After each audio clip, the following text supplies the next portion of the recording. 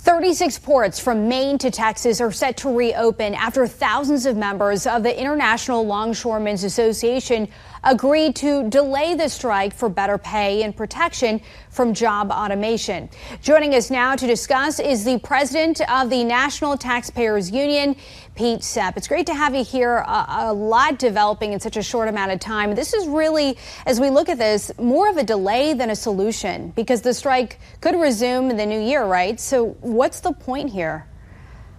I think the point is to give a pause so that either government leaders can exert pressure on both sides more effectively to come to the table and finally reach an agreement, or the dock workers union realized that they were not looking too good in the eyes of many consumers and frankly many other workers. When you think about it, supply chain problems caused by lack of goods getting into ports, lack of ships being able to unload, well, that affects workers all the way down to restaurants and mom and pop stores. There isn't any mention of protection from job automation. How can we expect this to impact future negotiations, do you think?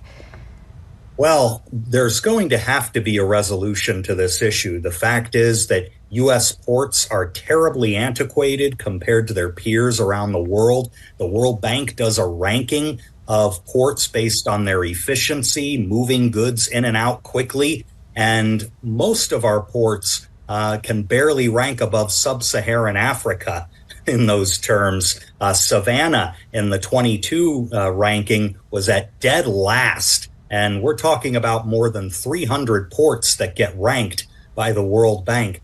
Those issues aren't going away, and automation is pretty much the only route you can pursue to increase that kind of efficiency that we desperately need here in the United States.